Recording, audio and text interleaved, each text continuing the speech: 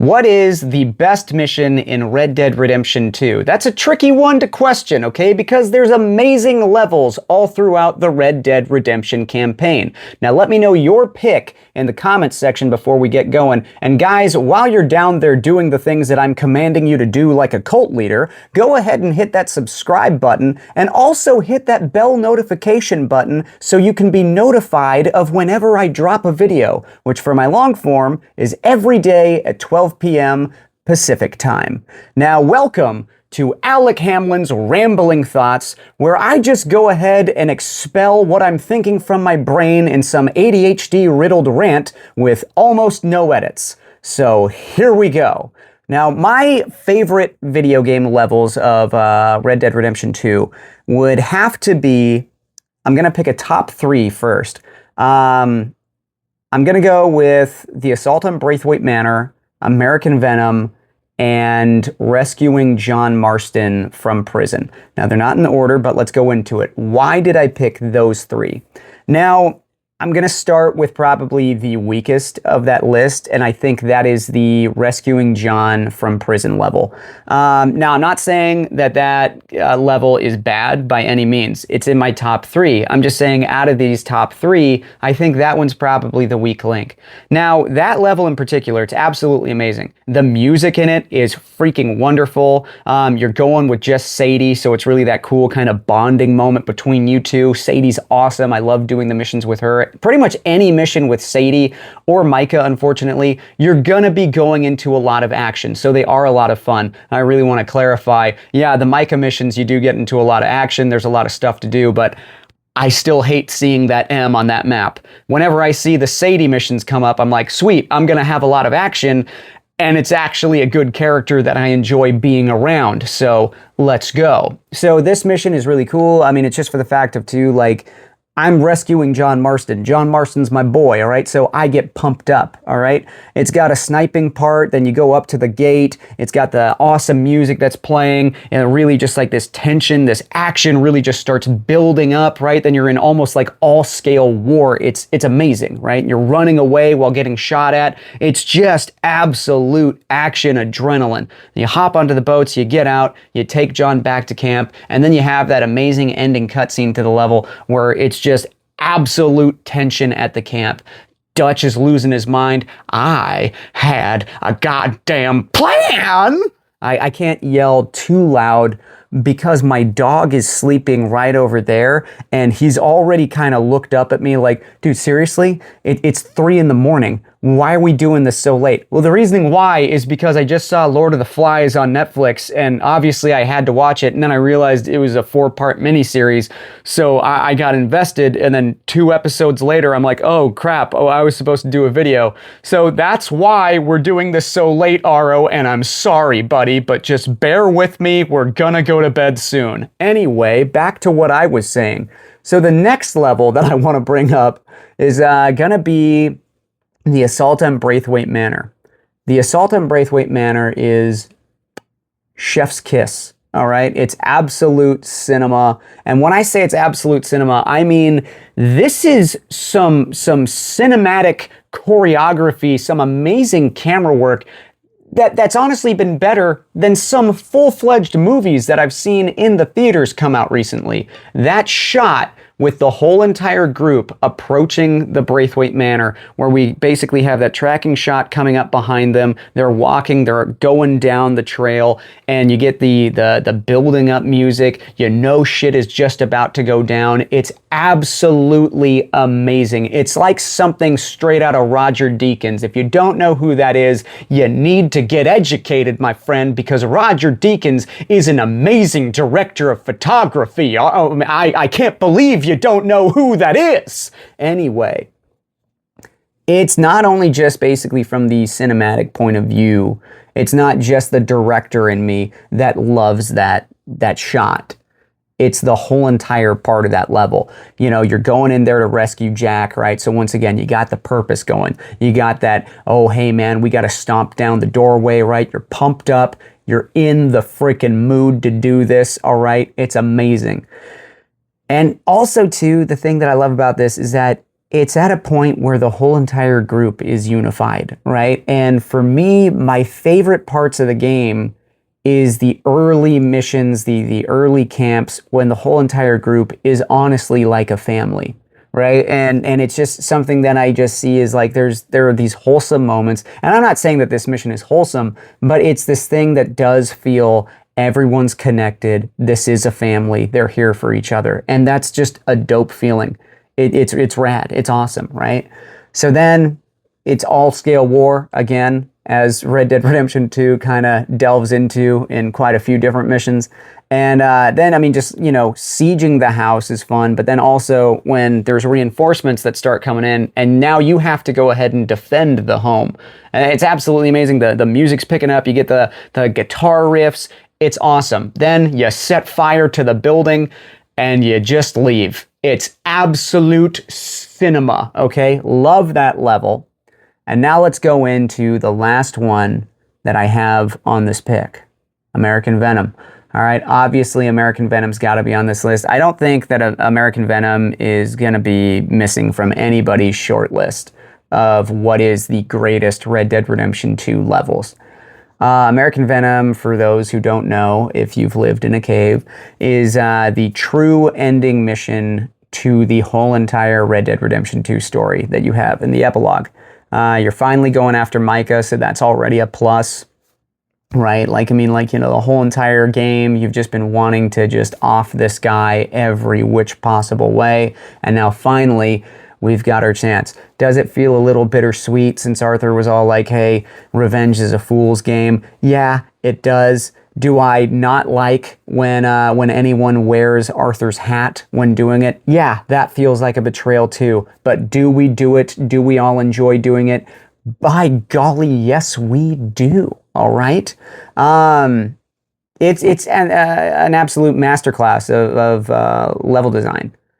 You have pretty much 3 different stages. You're going up, you're sieging the mountain, where basically it's kind of feeling like this really intense, even type of battle, right? Then you meet up with Micah's lieutenants. You square off there. It's right after Sadie's been, freaking gutted. No, she just gets stabbed.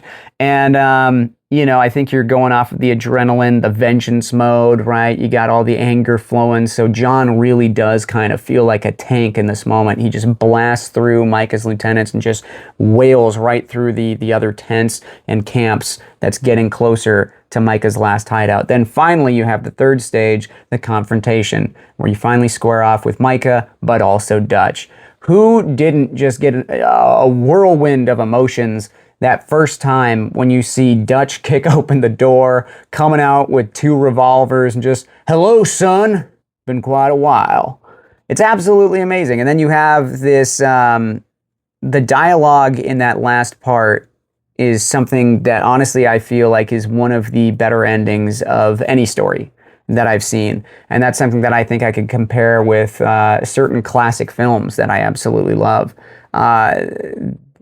Just basically everything about it. The writing is solid. The acting is fantastic. It's Oscar worthy. Honestly, everyone in that game, I would say, had a performance that was Oscar worthy, or was at least rivaling some of the best actors that we have in Hollywood. I can't think of one bad performance in that game. And that's really amazing to think of. You can look at a lot of amazing movies, and there, at least usually, is 1 or 2 actors who kind of stand out from the crowd as like, okay, they could have done better. But with Red Dead Redemption 2, I legitimately can't think of any. But this scene in particular, just everyone was locked the hell in when it came to their performance. And they're just giving it their all, and every line delivery has such power to it. And I get chills during that one line where John is yelling at Dutch, just, say something, Dutch, say something! And then Dutch just responds back in that broken type of voice that you're not at all used to with Dutch. Dutch is this commanding presence. He's this master manipulator. He's this charismatic guy. He's a cult leader. He's always the one who's got a plan, right? And the way, the confidence that he talks, like, he's always that guy who has the right thing to say.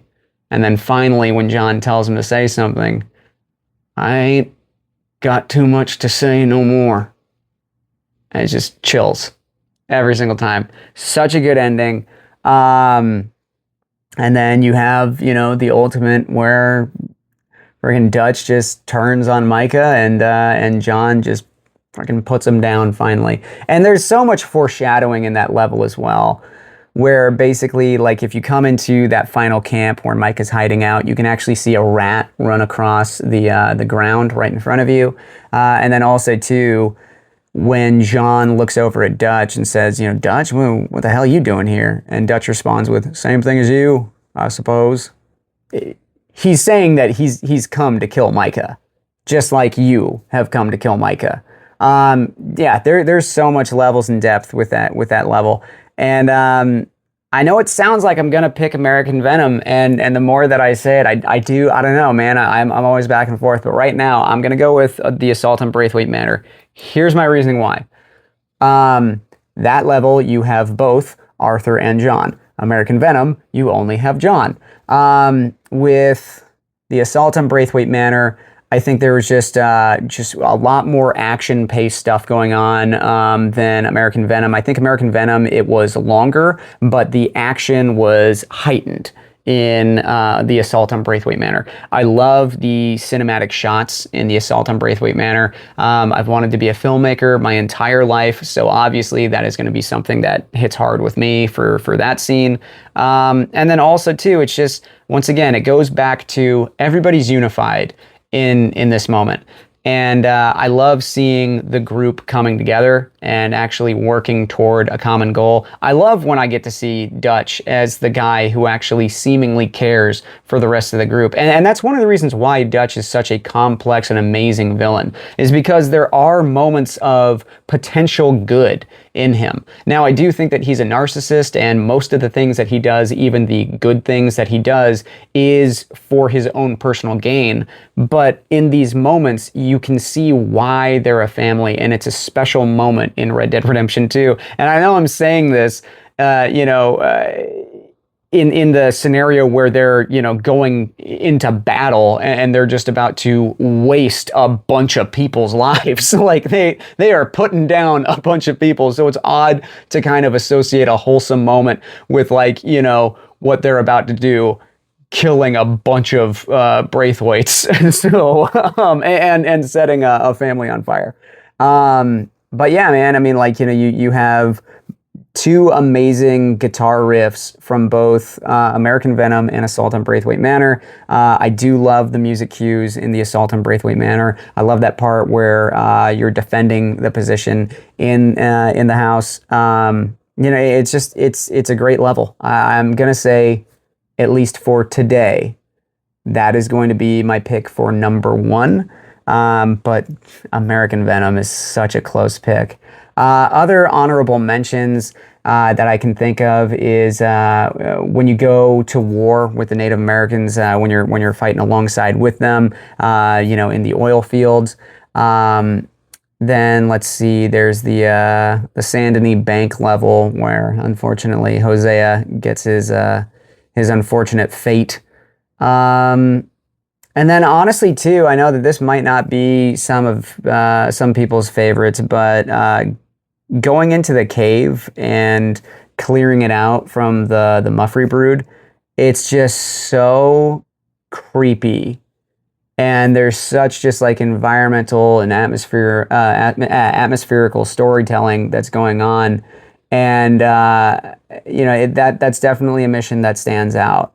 It was something that did kind of like, I had an emotional response to it, just not in the sense of, say, like what I did for American Venom. I was just very perturbed and creeped out by that level. So that one's definitely one that stands out. But let's go ahead and for the next video or sometime during this week, let us go ahead and do a long form about what is the best Strangers mission in Red Dead Redemption 2. I got a couple on those. There's a few sentimental ones that I think that we can all talk about and enjoy. But while you're into the comments section telling me what your favorite Red Dead Redemption 2 mission is, go ahead and also let me know if you want me to do that mission, that video about the stranger missions. And also, guys, if you could go ahead and hit the subscribe button, that would be very helpful. I am trying to build up my YouTube channel a lot more lately. I'm trying to do long form every single day now at 12 p.m. Pacific time. This app knows me as a shorts creator, so I get a lot of views on my shorts. However, for long form content, it doesn't know me as a long form content type of person. And I've been challenging myself to try and do a long form content video every single day. Unfortunately, because I'm not in the good graces on this app with the long form, I'm barely getting any views. So I appreciate any engagement that you guys can give. If you want to go ahead and comment, like I said, hit the subscribe button or the bell notification button, send this to a friend, or send this to an enemy that you want to annoy, and just have a guy ramble on, and just ruin their day. All right. I'm okay with getting that view as well. All right, guys. And before we go, I just want to let you all know that this video is being sponsored by Grifters Cola. Grifters Cola, the hangnail of sodas. How is that a good slogan? How is that selling their product? Who in their right mind would hear that slogan and go and decide, hey, I'm going to go ahead and buy the hangnail of sodas? It's just odd.